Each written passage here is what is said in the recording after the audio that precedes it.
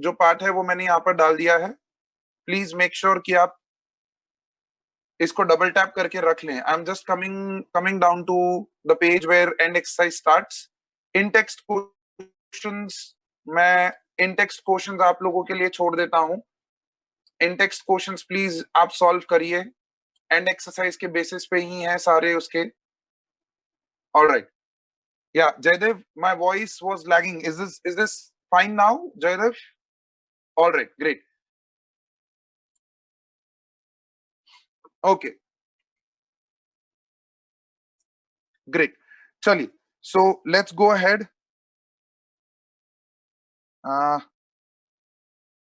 What happened to this? Hold on. शायद आधी book ही आई है.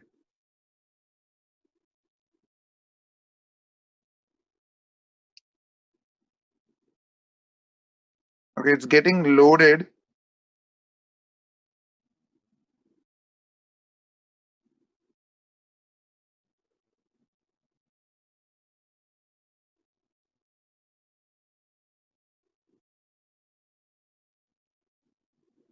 All right, so everything is done from our side in the form of theory. और ये रहा आपका end exercise. So everybody can see end exercise का page. Exercise लिखा हुआ आ रहा है. Question number 1. Keep your NCERT textbooks beside you if you can. It will be much easier for you people. ये तो मैंने आपके रेफरेंस के लिए खाली यहाँ पर रख दिया है बुक. Alright? Great. चलिए. Question number 1. Define the term solution. How many types of solutions are formed? Write briefly about each type of the solution with an example. Alright? So this is totally a theoretical question. Totally a theoretical question. इसके अंदर आप लोगों को ध्यान में देना है. ये theoretical question के अंदर आपको types of solutions बताना है. जो हमारा फर्स्ट क्लास था, आपका जब रेगुलर क्लास चल रहा था, फिजिकल क्लास चल रहा था, तो मैंने सॉल्यूशंस के टाइप्स बताए थे. 3 major types based on number of components, based on mixture, based on phase of the solution. Right? तो वो पूरा हायरार्की टेबल हम लोगों ने दिया हुआ है.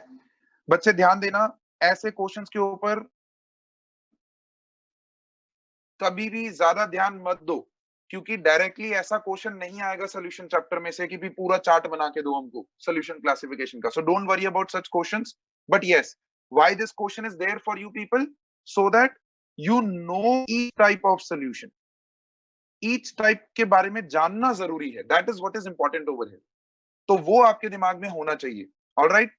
आई suppose be very active with the interaction with me today. हम थोड़ा क्विकली चलेंगे. Be very active. ओके? जो क्वेश्चन आता है मैक्सिमम स्टूडेंट्स का थम्स अप दिखेगा मुझे. I will go ahead. आप वीडियो में थम्स अप दे दो, आप वर्चुअल थम्स अप दे दो. I can see all of the thumbs ups. Right? Okay, great, good. चलिए next question. Question number 2. Suppose a solid solution is formed between two substances, one whose particles are very large and other whose particles are very small. What kind of solid solution is likely to be formed? Right? Now once again, exceptional question है ये. ये मैं आपको यहाँ पर समझा देता हूँ बच्चे. See, there is a whiteboard coming up on your screen. All right, great.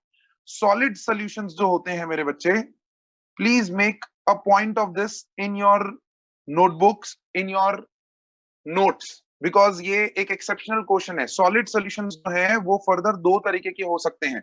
Solid solutions मतलब जिनके अंदर आपका solvent जो है वो solid होता है. Right? वो further 2 तरीके के हो सकते हैं. एक जिसको हम बोलते हैं substitutional solid solutions और दूसरा जिसको हम बोलते हैं interstitial solid solutions. Substitutional, interstitial. These are the 2 further types of solid solutions. Substitutional solid solutions क्या होते हैं? Simply, solids के अंदर ये particles इस तरह से packed होते हैं. बच्चे ध्यान से स्क्रीन पे देख लो. इस तरह से एक solid है मेरे पास. इस solid particles में क्या करूं मैं?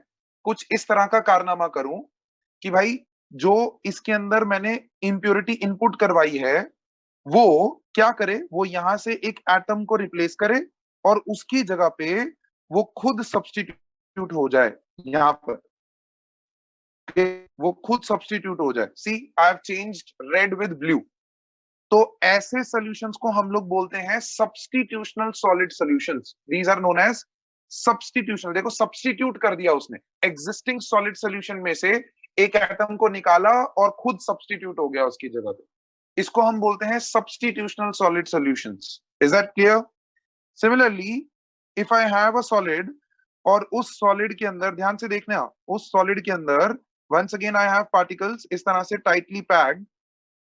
अब ये जो टाइटली पैक्ड सॉलिड पार्टिकल्स हैं उनके बीच में यहाँ पर गैप होता है, देखो ये छोटा सा गैप दिख रहा है आपको यहाँ पर, ये देखो जैसे मैंने ब्लू में मार्क किया है, देखो ये जो छोटे छोटे गैप यहाँ पर होते हैं, यहाँ पर जो स्मॉलर एटम्स होते हैं ना मेरे बच्चे, वो इन साइट्स को ऑक्यूपाई कर सकते हैं। अभी हम सॉलिड स्टेट करके एक चैप्टर पढ़ेंगे, उसके अंदर इन साइट्स को हम लोग वॉइड्स के नाम से जानते हैं, voids. We will come to that, don't worry. Solid state chapter में हम ये दो सॉल्यूशंस के ऊपर भी बात करेंगे, बट सिंस ये क्वेश्चन आया है तो मैंने आपको थोड़ा सा हिंट यहाँ पर दे दिया है। Solid solutions are of two type, substitutional, interstitial. Substitutional मतलब सब्स्टिट्यूट करके बना है, इंटरस्टिशियल मतलब ये छोटे छोटे जो वॉइड्स हैं उन साइट्स पे एटम्स जो है वो ऑक्यूपाई हो जाए, उनको हम बोलते हैं इंटरस्टिशियल सॉलिड सॉल्यूशंस। अब ध्यान से मेरी बात को सुनो, जब सल्यूट पार्टिकल्स सॉल्वेंट के पार्टिकल्स के साइज के कंपैरेबल होते हैं, when solute particles are comparable to solvent size particles, then you have substitutional solid solutions. Size comparable है तो वो सब्स्टिट्यूट करेगा, लेकिन अगर साइज बहुत स्मॉल है, सल्यूट पार्टिकल्स का साइज अगर बहुत स्मॉल है, तो मेरे बच्चे वो ये जो वॉइड्स है ना उन पोजीशंस पे जाके अपने आप को एडजस्ट कर लेगा सल्यूट पार्टिकल्स। तो ऐसे पार्टिकल्स को हम लोग बोलते हैं इंटरस्टिशियल सॉलिड सॉल्यूशंस, ऐसे सॉल्यूशंस को हम लोग बोलते हैं interstitial solid solutions. Is that clear? Okay, perfect है। चलिए अब वापस से क्वेश्चन देखो, क्वेश्चन देखो। Suppose a solid solution is formed between two substances, one whose particles are very large and other whose particles are very small. तो ये कैसा कैसा सॉल्यूशन बनेगा वैश्वी, कैसा सॉल्यूशन बनेगा ये? Interstitial. Great, interstitial solid solutions. Great. So question number 1 and question number 2 done over here. Question number 3 में I don't think so किसी को भी दिक्कत होगा. All the terms are defined in my notes. Clear? They are perfectly defined in my notes. अच्छे से बढ़िया से इन टर्म्स को डेफिनेशन के फॉर्म में कर लो बच्चे। ये क्वेश्चन इंपॉर्टेंट है, 1 मार्कर में इस तरह के क्वेश्चंस एक्सपेक्ट करो। डायरेक्टली वो पूछ लेगा मोलैलिटी डिफाइन करो, मोल फ्रैक्शन डिफाइन करो, और उस वक्त जब हम बैठते हैं ना एग्जामिनेशन में तो प्रेशर इतना ज्यादा होता है ना कि we can not make out the words that has to be put into that definition. So please इन क्वेश्चंस को लिख के कर लो एक बार। Clear? Alright. Question number 4, concentrated nitric acid used in laboratory work is 68% nitric acid by mass in aqueous solution. What should be the molarity of such sample of the acid if density of the solution is given? Simple सा question है भाई, फटाफट से solve कर डालो।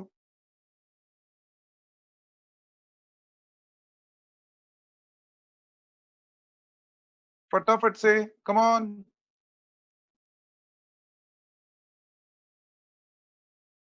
Sir Yes, sir direct formula से उसमें रख के कर सकते हैं। डायरेक्ट फॉर्मूला कौन सा लगाएगा बच्चे, बोल। 10 into परसेंटेज W अच्छा by वो W। Molarity, okay okay okay, percentage से मोलैरिटी जाने वाला जो फॉर्मूला है, ठीक है बच्चे। हाँ। अगर याद आता है तो आप कर सकते हो। ओके सर, अगर वो याद है। परफेक्टली याद आता है ध्रुविल तो आप परफेक्टली कर सकते हो, कोई दिक्कत नहीं है। Okay sir. ठीक है, हाँ बट कोशिश रखो बोर्ड में डायरेक्ट फॉर्मूलाज यूज ना करो तो अच्छा है। बोर्ड ओके में सर। कॉम्पिटिटिव के लिए है वो पार्ट जो है, वो कॉम्पिटिटिव के लिए, टाइम बचाने के लिए। बोर्ड में ओके हर एक सर। स्टेप के मार्क्स हैं, सो प्लीज मेक श्योर कि आप ये क्वेश्चन अच्छे से सॉल्व कर लें। Okay Yes, sir. anybody who has doubt, please put a thumbs up or put a raise hand symbol in your video. Raise hand symbol और thumbs up doubt है तो इस क्वेश्चन में। All right, great. So everybody is clear with the fourth question. Let's move ahead to next question. Okay, question number 5, 6, 7, 8, 9 and 10. I'm not doing for this batch. I'm starting from 11th question directly. वो आपको दूसरे batch के video recordings में मिल जाएगा। Alright, चलिए 11th question. 11th question, read out 11th question. Why do gases always tend to be less soluble in liquids as the temperature is raised? How many of you have doubt in this question? Chalo, फटाफट से doubt. Please, this is your time to ask the doubt.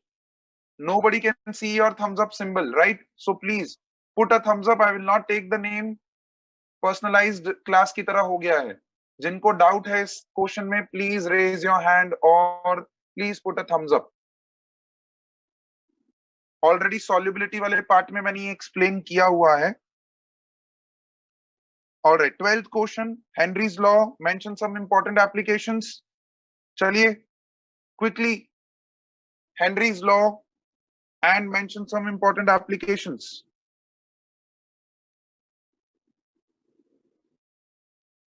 No doubt? अरे यार, क्या videos अच्छे बन गए हैं या आप लोगों ने वीडियोस देखे ही नहीं है? दोनों में से कोई एक ही ऑप्शन हो सकता है। Yes, Chintan, want to share something? Sir self study का ज्यादा टाइम मिल रहा है। सेल्फ स्टडी का ज्यादा टाइम मिल रहा है, तो are you able to do the questions अच्छे से? Okay, so Chintan is doing, Priyal is doing, Priyal Panchal is doing.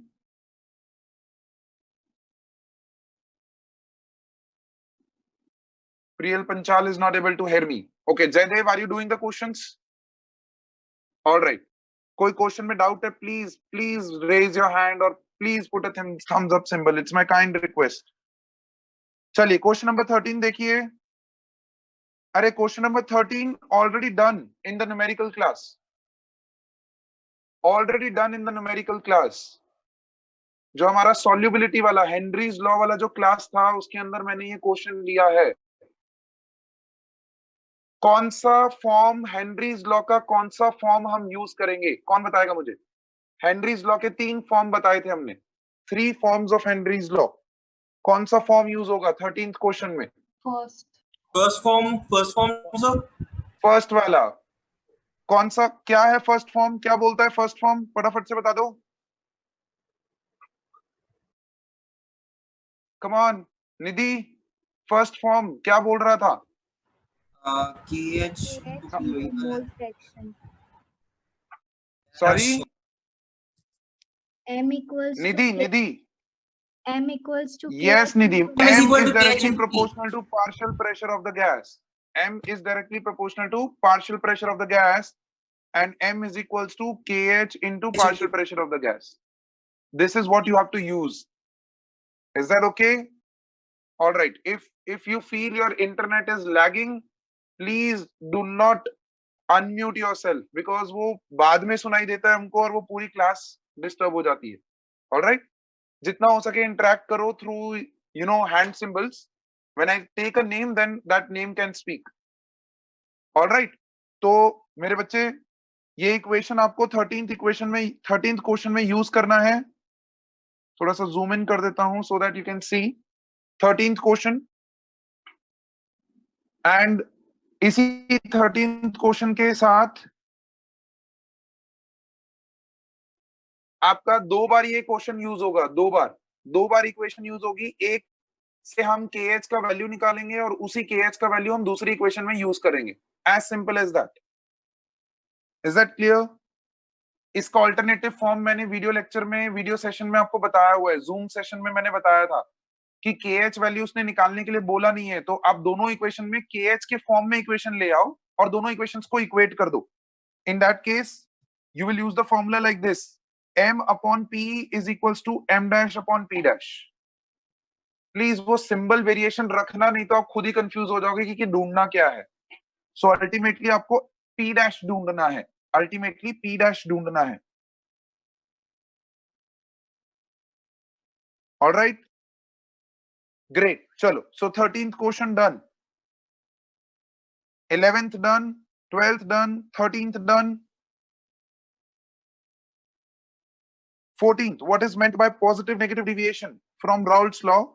How is the sign of delta mix? बच्चे इस क्वेश्चन को इंपॉर्टेंट मार्क कर लो। इस क्वेश्चन को इंपॉर्टेंट मार्क कर लो, डायरेक्ट क्वेश्चन आ चुका है ये, कम से कम 3 से 4 बार बोर्ड एग्जामिनेशंस में डायरेक्ट क्वेश्चन आ चुका है ये। और उसमें उसने पॉजिटिव और नेगेटिव दोनों नहीं पूछा है, कोई एक ही पूछता है। वो एक सेट में पूछता है पॉजिटिव डिविएशन बताओ, दूसरे सेट में पूछता है नेगेटिव डिविएशन बताओ। Is that clear? So what do you mean by positive deviated solution? Define करना है हमको। How will you define? Prachita will tell us. Prachita. Sir, the partial vapor pressure is greater than that calculated by the Raoult's formula. Calculated. So और थोड़ा सा इसको वो करें। Interactions between solvent and solvent and solute is greater than between solute. That is okay. Those are the characteristics. Those are the characteristics. Positive deviated solution को define करना है तो कैसे डिफाइन करेंगे? थोड़ा सा टेक्निकल रहिए। जो आपने पहले बोला था वो परफेक्टली राइट था, but be a bit specific, be a bit technical when you are writing. यही मैं बोल रहा हूँ। थ्योरेटिकल क्वेश्चंस में बच्चे आपको दिक्कत यही होगा कि आप लैंग्वेज ही पकड़ नहीं पाएंगे। तो कुछ बच्चे, जैसे ही मैंने एनसीईआरटी एंड एक्सरसाइज सॉल्व करने के लिए बोला ना, तो मैसेज आना शुरू हो गया कि सर न्यूमेरिकल सॉल्व करें या थ्योरी भी सॉल्व करना है। तो मैंने अभी के लिए तो न्यूमेरिकल बोला है, बट आप देख रहे हैं why I am focusing on this theory questions, because language is important. So how will you define positive deviated solutions? Positive deviated solutions. Yes, Chintan wants to try. Chintan, then I will give the answer. Positive deviated solutions are those in which the intermolecular force of attraction between the solute particles and solvent particles are greater than intermolecular forces of solute and solvent particles. No, positive deviated में lesser होगा interaction बच्चे, समझो। That is what I am trying to explain you over here. ये चीज याद रखो। Positive deviated और negative deviated में क्या याद रखना है कि P of S observed is greater than P of S theoretical in case of positive deviated. तो ऑब्जर्व्ड वेपर प्रेशर कब ज्यादा होगा? जब इंट्रैक्शन सॉल्यूट सॉल्वेंट में वीकर है कि स्ट्रॉन्गर है? सोचो, वीकर है कि स्ट्रॉन्गर है? वीकर होगा तभी तो वो ऑब्जर्व वेपर प्रेशर ज्यादा होगा, है ना? और नेगेटिव डिविएशन में you will define it as when observed vapour pressure is lesser than theoretical vapour pressure. और वो ग्राफ याद रखो, दिस इज आइडियल। आइडियल के ऊपर जाता है तो positive, this is ideal. Ideal के नीचे जाता है तो नेगेटिव। ऐसे ग्राफ के फॉर्म में याद रखोगे तो ये ऊपर वाला जो मैंने लिखा है वो आपको याद रहेगा। वो याद रहेगा तो आप अच्छे से डिफाइन कर पाओगे। सो चिंतन एंड प्रचिता दोनों ने मिलकर डिफाइन करने का कोशिश किया है। I will define it exactly for you people. Positive deviation, negative deviation आप खुद डिफाइन करेंगे। ध्यान से समझिए। Positive deviation solutions are those solutions in which the solute solvent interactions are weaker than solute and solvent interactions. Clear? फिर full stop डालेंगे और उसके बाद एक पावरफुल लाइन लिख डालेंगे जिसको आप बोल्ड में लिखेंगे, that these are those solutions in which observed vapor pressure of the solution is greater than the theoretical vapor pressure. Observed vapor pressure is greater than the theoretical vapor pressure. और मेरे बच्चे देखो, board पे देख लो, white board पे देख लो। उसके बाद ऐसे बढ़िया से बॉक्स के अंदर P of S observed greater than P of S theoretical. My God, I tell you, चुम्मी लेने आएगा वो एग्जामिनर, घर पे आएगा ही आएगा। और वही हमको करना है, वही हमको उसको फोर्स करना है। Is that clear? You have to force examiner कि भाई कौन है ये बच्चा जिसने इतना ब्यूटीफुल आंसर लिखा है। Is that okay? That impression you have to create. अब नेगेटिव डिविएशन आप खुद देख लेंगे, डिफाइन कर लेंगे सब लोग। Come on, thumbs up. Great, all right. अब उसके बाद delta H of mix and delta V of mix, उसका साइन बताना है। Delta H of mix and delta V of mix, तो वो कैरेक्टरिस्टिक्स में है हमारे पास। लेकिन वो लॉजिकली क्लियर रख लो मेरे बच्चे, लॉजिकली देखो, सिंपली मैं आपको बताता हूँ, पॉजिटिव डिविएशन में याद करने का तरीका बताता हूँ। देखो पॉजिटिव डिविएशन में मेरा a plus B A B बनाना चाह रहा है, समझ में आ रही है मेरी बात? अब हम बोल रहे हैं कि ये वाली जो इंटरेक्शन है, सल्यूट सॉल्वेंट जो इंटरेक्शन है वो वीकर है, they don't want to stay together. तो जब वो साथ में रहना ही नहीं चाहते तो वो लोग क्या करेंगे, वो लोग एनर्जी अब्सॉर्ब करेंगे, ये इक्वेशन में वो एनर्जी अब्सॉर्ब करेगा, अब्सॉर्ब करके ये ए बी जो है वो टूट के ए और बी में रहना चाहेगा। तो जब एक सोल्यूशन एनर्जी एब्सॉर्ब करता है तो वो सोल्यूशन कैसा हो जाता है मेरे बच्चे, एंडोथर्मिक हो जाता है।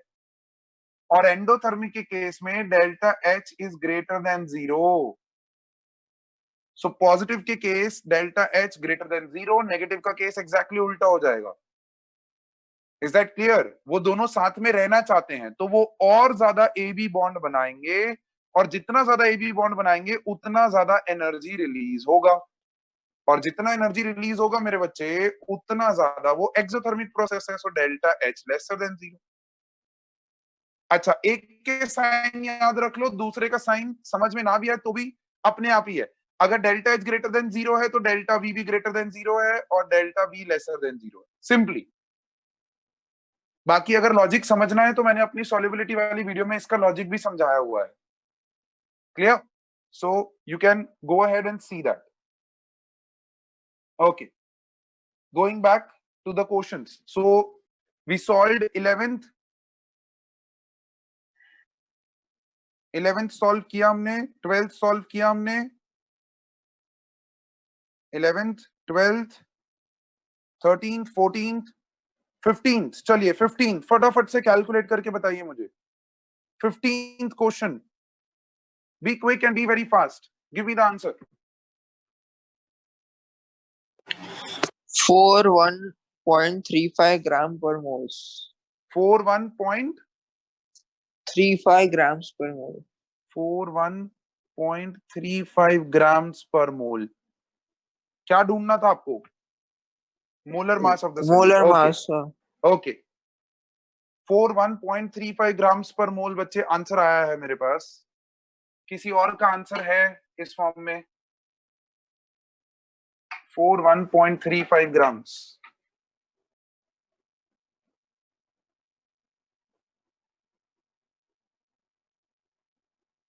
कम ऑन, बी क्विक। क्वेश्चन किसी को समझ नहीं आया है, put a raise hand symbol. बहुत सारे क्वेश्चंस अब हमने कर लिए हैं, किसी को फिर भी समझ में नहीं आ रहा है, put a raise hand symbol. An aqueous solution, 2% non-volatile solute, non-volatile solute। See, that's the magic of the words non-volatile solute। मतलब आपका ये solid liquid solution हो गया है।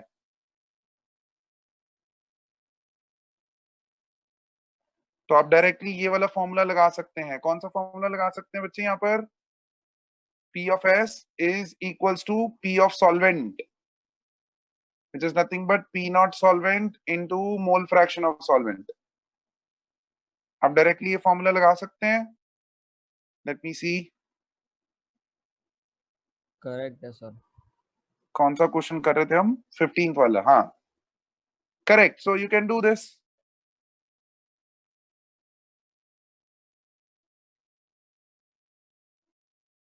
ये तो ये P of S तो आपके पास आ गया। P नॉट कैसे ढूंढेंगे? P नॉट सॉल्वेंट,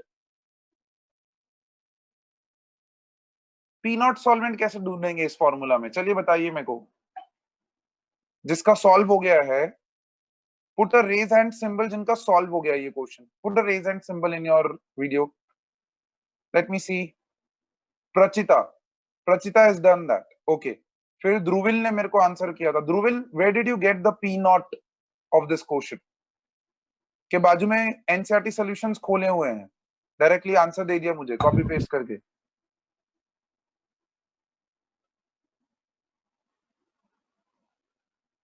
हाँ जी, प्रचिता बताइए, P नॉट कैसे ढूंढा आपने? सर 1 ATM लिया। 1 ATM लोगे कि 1 बार स्टैंडर्ड लोगे? प्रेशर हुआ ना उसको बार में 1.013। कन्वर्ट कर। हाँ हाँ हाँ हाँ, 1.013 बार आ जाएगा ना। Very very very important, very very important, excellent मेरे बच्चे।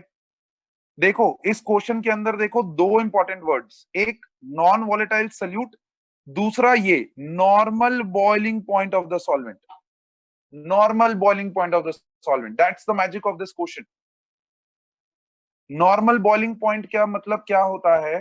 बॉइलिंग पॉइंट क्या होता है? सबसे पहले boiling point is that temperature where the vapour pressure becomes equals to the atmospheric pressure, वही होता है बॉइलिंग पॉइंट, टेक्निकली हमने डिफाइन किया हुआ है। तो बस नॉर्मल बॉइलिंग पॉइंट उसने बोल दिया है, तो that becomes your 1 atm, right? और उसके बाद उसको हम किस में कन्वर्ट कर लेंगे? बार में कन्वर्ट कर लेंगे। कैलकुलेशन पर्पसेस के लिए हमने आपको बताया हुआ है 1 atm can be taken as approximately equals to 1 bar, approximately can be taken as 1 bar, ठीक है? लेकिन यहां पर उसको 1 बार मत कर देना, यहां पर उसको 1 बार मत कर देना। Mind my language, very very important. यहां पर आप डायरेक्टली 1 बार मत लिख देना इसको। एक्चुअली में आपका 1 atm जो होता है, 1 atm इज इक्वल्स टू 1.013 बार, ऐसा एग्जैक्ट वैल्यू ये होती है। तो आपको ये वैल्यू लेनी है 1.013 bar. Done? Okay, so question number 11, 12, 13, 14, 15 तक हो गया है। 16 to 20 you will see in the next video, 16 to 20 आप नेक्स्ट वीडियो में देखेंगे। किसी को अगर डाउट भी है उसके अंदर, don't worry, hold yourself, I will put this zoom sessions on your Google classroom, okay? Batch number के साथ लिख दूंगा मैं, so that you know कि ये कौन से बैच में हुआ है। Your batch for today cluster 2, you are in cluster 2, alright? मेरे जूम मीटिंग्स में वो नंबर होता है, cluster 2 में हो आप, okay? Let's go to 21st question. 21st question. अरे भाई ये क्वेश्चन मेरे को याद आ रहा है, ये क्वेश्चन मेरे को याद आ रहा है, मैंने होमवर्क में दिया था आई थिंक। फ्रीजिंग पॉइंट वाला, जो डिप्रेशन इन फ्रीजिंग पॉइंट वाला जो था ना, उसके होमवर्क में था ये question. As far as I remember वो इस बैच में था या कोई और बैच में था, बट दिया है मैंने, कहीं तो होमवर्क दिया है ये वाला। या फिर मेरे ख्याल से मेरा जो क्वालिटेटिव प्रॉपर्टीज का जो ऑनलाइन क्लास था, न्यूमेरिकल क्लास, वीडियो लेक्चर के फॉर्म में, नॉट जूम सेशन वाला, बट जो मेरा वीडियो लेक्चर के फॉर्म में था, उसमें था होमवर्क के फॉर्म में। कितने लोगों का सॉल्व हुआ है ये?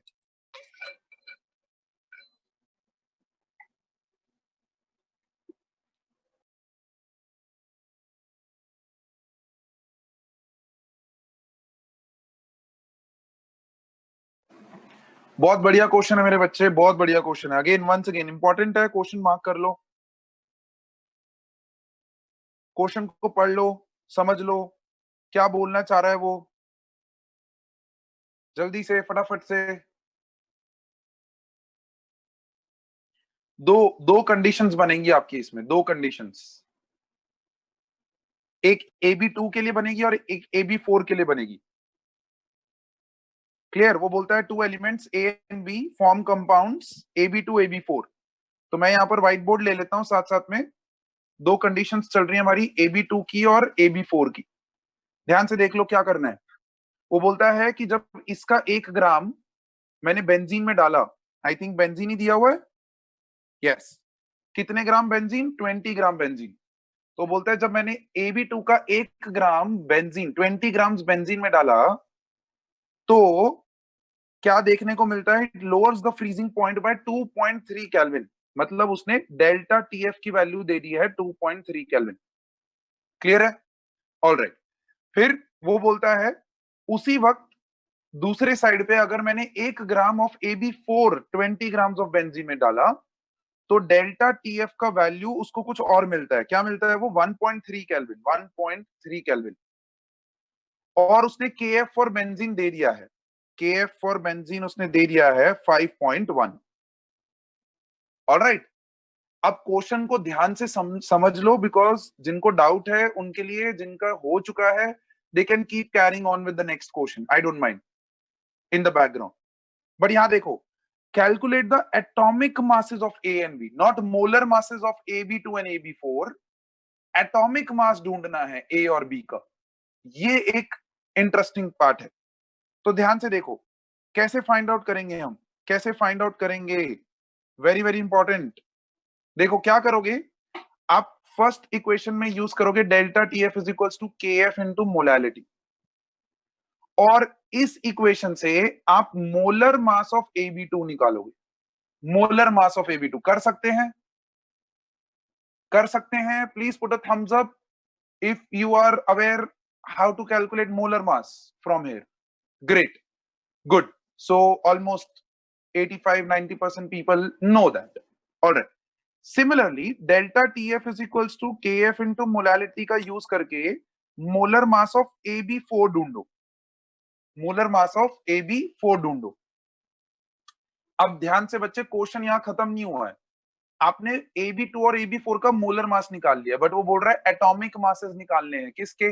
A और B के एटॉमिक मासेस निकालने हैं. तो अब आप क्या करोगे उसके अंदर? What you will do in this? आप क्या करोगे? You will assume the molar mass of A to be X, atomic mass of A to be X and atomic mass of B to be Y. अब ध्यान से देखो, यहां आपके पास कुछ X वैल्यू आई होगी. अच्छा, उसको चलो यहां पर मोलर मास ऑफ AB2 को हम Z ले लेते हैं. Let's take is Z and let's take molar mass of AB4, आपको W मिला है. ऑलराइट.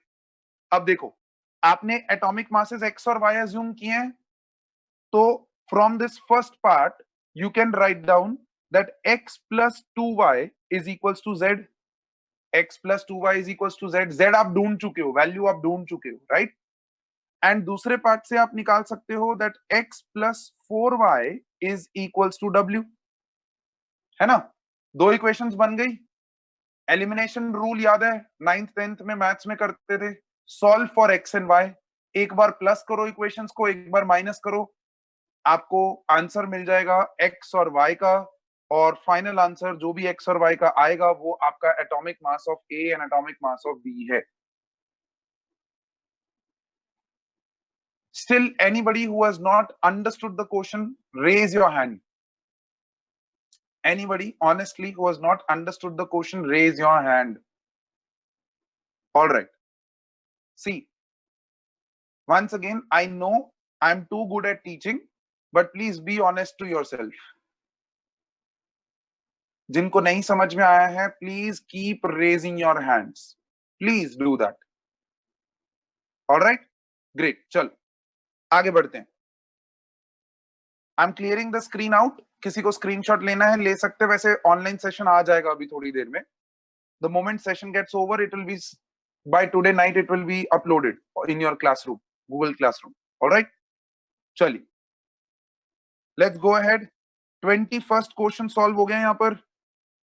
ओके, चलो 22nd क्वेश्चन देखो, फटाक से देखो. 22nd question. At 300 Kelvin, 36 grams of glucose present in a liter of its solution has an osmotic pressure of this. If osmotic pressure of the solution is 1.52 bars at the same temperature, what would be its concentration? कर सकते हैं. पहला वाला जो data दिया है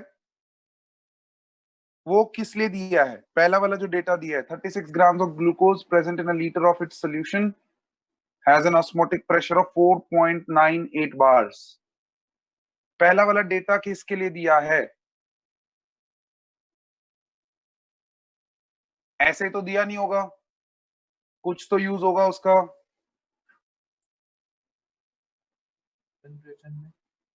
sorry तीर्थ, क्या बोल रहे थे?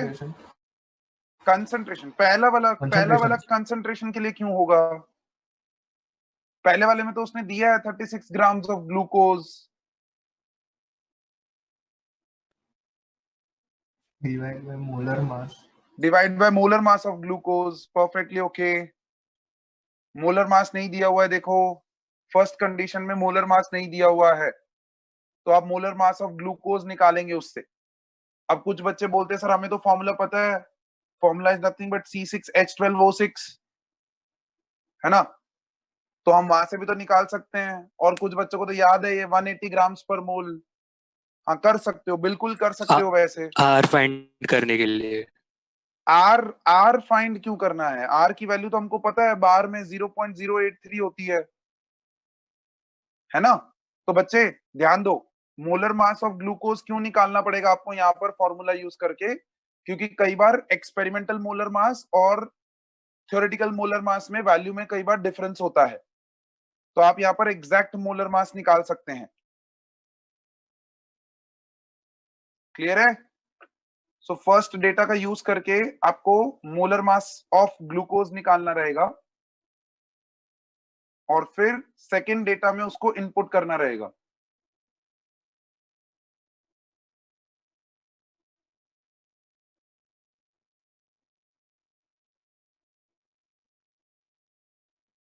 चलिए फटाफट से सॉल्व करिए, क्वेश्चन सॉल्व करिए।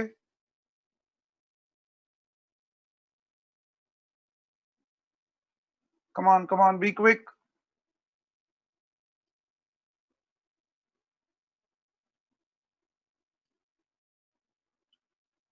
सॉल्व करके आंसर दीजिए मुझे।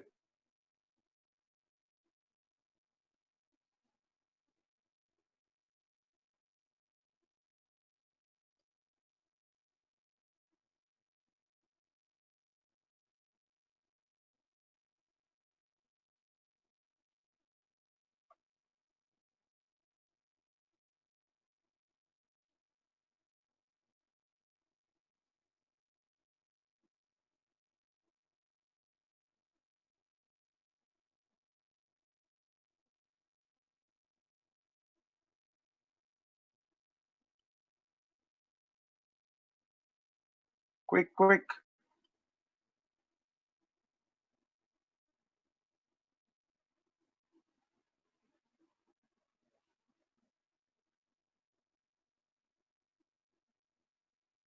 वैसे अप्रोक्सीमेटली आंसर 180 के अराउंड ही आएगा उसका।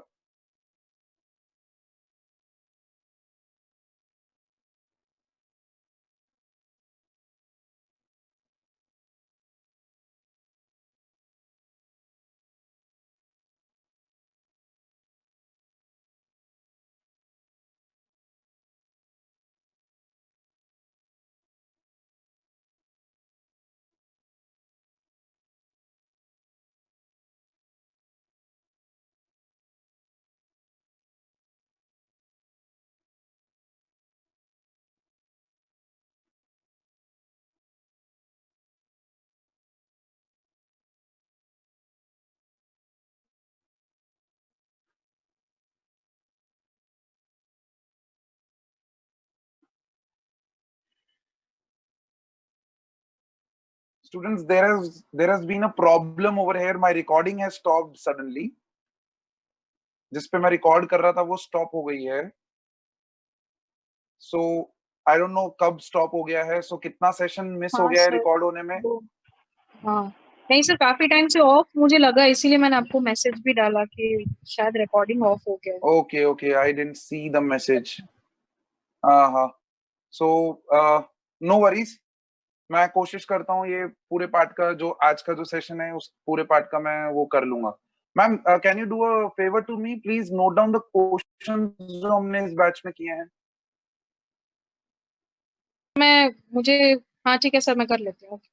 हाँ जी, क्वेश्चन 1 to 5 किया है, फिर 11 to 15 किया है, और फिर 21 to आगे हम सॉल्व कर रहे हैं अभी। जितने बाकी रह जाएंगे वो फिर 78 178 क्या ग्राम्स पर मोल।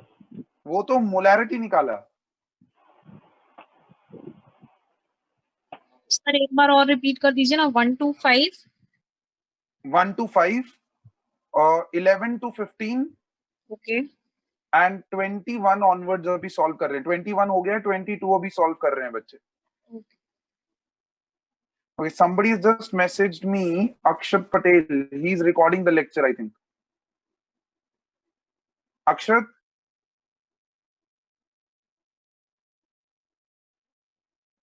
Is there? Class में है। Akshat, are you recording the lecture? Okay, all right. ठीक है, कुछ करते हैं फिर, आपसे लिंक मंगवाने का कुछ काम करेंगे। ड्राइव पे अपलोड कर पाओगे आप? Okay, alright, great, thank you बच्चे। चलिए चलिए, मोलर मास तो निकाल लिया, फिर आगे कंसंट्रेशन ढूंढना है। दूसरे पार्ट में डाल के कंसंट्रेशन ढूंढना है, C2 ढूंढना है। अच्छा, इसमें कंसंट्रेशन ढूंढना है। Okay okay okay okay, I am really sorry बच्चे, आई एम रियली सॉरी। इसमें कंसंट्रेशन अगर ढूंढना है तो आप डायरेक्टली ग्लूकोज का मास 180 रखेंगे। In case 1, you will keep the mass as 180 only, theoretical molar mass रखेंगे। pi is equals to CRT use करेंगे, उसके अंदर डायरेक्टली आप 180 ही रखेंगे। और फिर दूसरे पार्ट में डायरेक्टली ऑस्मोटिक प्रेशर का वैल्यू रख के, RT जो है वो तो कांस्टेंट रहने वाला है। pi is equals to C1 RT, pi is equals to C2 RT। ये दोनों टर्म्स तो कांस्टेंट रहने वाले हैं, तो directly pi by C1, pi 1 by C1 is equal to pi 2 by C2 formula use करके आप डायरेक्टली C2 निकाल सकते हैं। You can do that directly. Molar mass निकालने की भी जरूरत नहीं है। I am really sorry on that, question ही गलत पढ़ लिया था मैंने।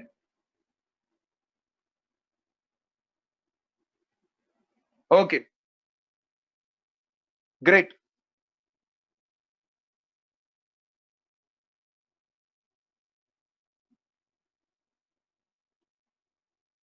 Am I audible to everyone?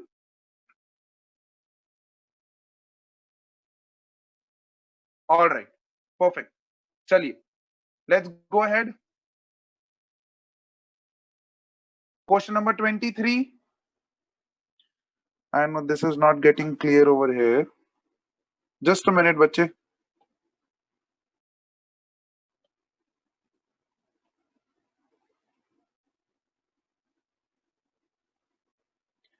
Question number 23, चलिए फटाफट से सॉल्व करिए। Question number 20। अच्छा, कंसंट्रेशन का आंसर 20 सेकेंड, किसी ने आंसर ढूंढा 20 सेकेंड पार्ट में? 0.07451 आ रहा है मेरा। 0.07451। ओके, 51। इसका अप्रोक्सीमेट आंसर आपके पास है 0.06 समथिंग, 0.06 समथिंग आंसर है इसका। I have just calculated in the calculator, 0.061 something कुछ आंसर आता है। 0.061 डायरेक्टली फॉर्मूला यूज करेंगे जो अभी लिखा था, pi 1 by C1 is equals to pi 2 by C2। Solve for C2। वैसा डायरेक्ट भी कर सकते हैं ना, क्योंकि पाई 2 तो दे दिया है और आर तो हाँ हाँ, मैं constant वही तो है। बोल रहा हूँ, R और T जो है वो कांस्टेंट ही है ना बच्चे, दोनों हाँ। सॉल्यूशंस के लिए। Okay, So you can directly use this formula, pi 1 by C1 is equals to pi 2 by C2। Directly कर सकते हैं, कोई दिक्कत नहीं। हाँ सर, मेरा All रॉन्ग right? है सर, मुझे पता चल गया। हाँ। ओके, चलिए 23rd question, be quick.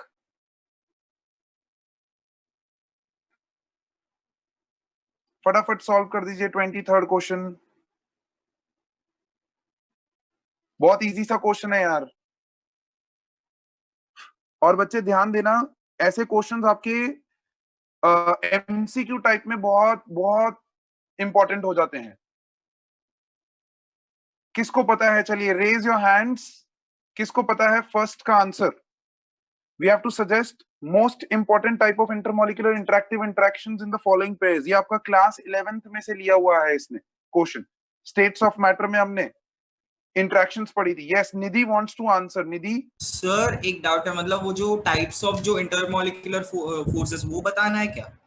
Yes yes yes yes, dipole dipole. अच्छा, हाँ। यस, यहाँ पर आपके पास आएगा London dispersion forces, the first part London dispersion forces, जिसको वैंडरवाल्स इंटरैक्शंस के नाम से भी जाना जाता है। वैसे वैंडरवाल इंटरैक्शंस पांचों का नाम है, वैंडरवाल इंटरैक्शंस जो है वो पांचों का नाम है। To be more precise, N-hexane and N-octane will have London dispersion forces. Similarly, go for I2 and CCl4. चलिए फटाफट से CCl4 and I2. देखो बहुत सिंपल है, दोनों को पहचानना है बस, पोलर मॉलिक्यूल्स हैं कि नॉन पोलर मॉलिक्यूल्स है, दैट्स इट. तो फर्स्ट वाले केस लंदन होगा क्या उसमें भी? यस बिल्कुल, इसमें भी लंदन ही होगा. सेकंड वाले में, फर्स्ट वाले में भी देखो दोनों नॉन पोलर थे, नॉन पोलर और नॉन पोलर के बीच में लंदन डिस्पर्जन होता है. सेकंड वाला वंस अगेन दोनों नॉन पोलर है, I2 भी नॉन पोलर है, CCl4 भी नॉन पोलर है. Alright, so once again London dispersion forces. चलिए come back to third part में. थर्ड पार्ट में देखिए क्या होगा. NaClO4 जो है वो आयोनिक कंपाउंड है, वो डिसोसिएट होगा इनटू Na+ एंड Cl-, ऐसे डिसोसिएट होगा. Clear? And water is your polar molecule. Polar molecule, तो यहां पर आपका जो फोर्स लगेगा वो लगेगा ion dipole force. Ion dipole force, ion dipole. Is that clear everybody? Please be attentive in the class. Important question है, प्लीज इस क्वेश्चन को इंपॉर्टेंट मार्क कर लो. आपके एमसीक्यूज में हॉट फेवरेट क्वेश्चन है ये, 1 मार्कर में हॉट फेवरेट क्वेश्चन है. मीथेनॉल एंड एसीटोन, ध्यान से देखो. एसीटोन, एसीटोन क्या होता है बच्चे? What is the formula for acetone? Acetone का फॉर्मूला क्या होता है? C+O CH3CH3. This is the formula for acetone. और मीथेनॉल क्या होता है? OHCH3, methanol. अब देखो इसका जो ऑक्सीजन है और इसका जो हाइड्रोजन है, उनके बीच में एक फोर्स ऑफ अट्रैक्शन डेवलप होता है. This is very special example. This is the most asked में से एक, मीथेनॉल और एसीटोन. प्लीज इसको मार्क कर लो, मीथेनॉल और एसीटोन को. इंपॉर्टेंट पार्ट क्या है भाई मीथेनॉल और एसीटोन में? मीथेनॉल और एसीटोन में हाइड्रोजन बॉन्डिंग. Hydrogen bonding.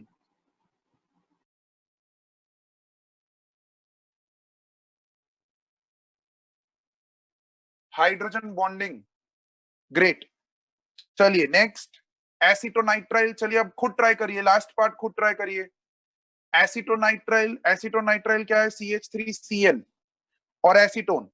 अब एसीटोन तो हमको पता है कि वो पोलर मॉलिक्यूल है, अभी अभी बताया. देखो कार्बन और ऑक्सीजन के बीच में बहुत स्ट्रॉन्ग पोलैरिटी होता है. यहाँ पर ओवर हियर बाजू में मैंने ये बनाया हुआ है एसीटोन, और वो कार्बन और ऑक्सीजन के बीच में पोलर. तो एक मॉलिक्यूल पोलर है, वो तो पता चल गया हमको, और दूसरा मॉलिक्यूल भी पोलर ही है. देखो C+N, where N is very electronegative, तो वहां पर भी एक डाइपोल खड़ा हो जाएगा. सो you have an interaction over here that is called as dash. चलिए फटाफट से कंप्लीट करिए. What is the answer? Both polar molecules, both are dipole in nature. Dipole interaction. Excellent मेरे बच्चे, dipole interaction आएगा यहाँ पर. Great. Please my kind request, ये क्वेश्चन को important मार्क कर लें. Please mark this question as important.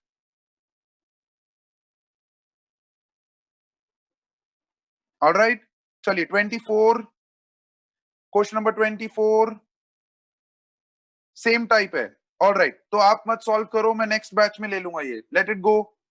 It's same, something similar to that. 25 भी छोड़ दो, 24 25 छोड़ दो, 26 पे आ जाओ फटाफट से. 26, कम ऑन टू 26 क्वेश्चन जिनका सॉल्व होने में हो चुका है. 26 क्वेश्चन बता दीजिए मुझे. बहुत सिंपल क्वेश्चन है, बस लैंग्वेज इतना जबरदस्त यूज किया है उसने कि बच्चे पागल हो जाते हैं कि ये क्या यूज किया है उसने. What do we have to find out. बहुत सिंपल क्वेश्चन है, बहुत simple. If density of some lake water is 1.25 gram per ml and contains 92 grams of Na+ ions, given data, please given data find out करें. बिना given data find out करेंगे तो बिल्कुल solve नहीं होगा ये क्वेश्चन. पहले जो भी आपको लगता है गिवन है वो फाइंड आउट करके साइड पे लिख लो. डेंसिटी ऑफ लेक वाटर दिया है, It contains 92 grams of Na plus ions per kg of water. तो आपको weight of solute दे दिया है 92 grams, weight of water दे दिया है 1 kg, density of water दे दिया है, weight of water दे दिया है, weight of Na plus ions दे दिया है 92 grams, यहाँ पर दे दिया है 1 kg, और density कितना दिया है बच्चे? Density is 1.25 gram per ml. Great. ढूंढना क्या है? वो बोलता है calculate the molality of Na plus ions. बहुत सिंपल हो गया ये क्वेश्चन. जैसे गिवन डेटा मिल गया, मोलैलिटी का फॉर्मूला लिख लो. मोलैलिटी क्या होता है? Moles of solute upon mass of solvent. Mass of solvent in kgs. Simple है. तो क्या मुझे डेंसिटी का यूज करना है कहीं पे भी? 92/20 मतलब पहले नंबर ऑफ मोल्स निकालने के लिए सिंपली 92/23 करो. मास ऑफ सॉल्वेंट तो उसने 1 kg दिया ही हुआ है. That simple this question is. It's a 1 marker question. Oral question है. 23 4 आपका 92 होता है. तो यहाँ पर मोलैलिटी आ गया 4 molal. So this question, why I'm taking this question, why it is important मेरे बच्चे? The reason for that is कि भाई कई बार ऐसा होता है कि सारी डेटा जो दी होती है वो जरूरी नहीं है कि यूज हो. Clear? So please don't get into that wrong path of using all the values. Don't get into that wrong path. All right? Clear है सबको? Great. चलो. So I think today's session time is over. 5:15 already हो रहा है. आप लोगों के जो भी क्वेश्चंस बाकी रह गए हैं, don't worry. By tomorrow evening, all the questions will be uploaded on Google Classroom, and by today evening, at least 2 batches will be uploaded on Google Classroom. All right. So stay tuned on Google Classroom. वहां पर आपके online Zoom sessions का जो heading दिया हुआ है मैंने solution chapter में, उसमें आपके पास क्या होंगे बच्चे? ये 2 लेक्चर्स आज के हो जाएंगे. सो उसमें मैक्सिमम क्वेश्चंस ऑलरेडी सॉल्व हो चुके होंगे. सो प्लीज मेक श्योर कि आप अच्छे से और प्रैक्टिस करें क्वेश्चंस को. Is that clear? Santosh, stop playing with your backgrounds यार. Stop playing with your backgrounds. Sorry sir. या don't do such experiments in the class. Alright. Akshat बेटा, आई वुड रिक्वेस्ट यू, जैसे ही आपका ये लेक्चर ऑनलाइन प्रोसेस हो जाए तो प्लीज ड्राइव पे डालिए and send me the link of that drive so that I can download it and put it on the Google Classroom. All right? Okay. Thank you, Akshat. Thank you so much. You are a savior for today.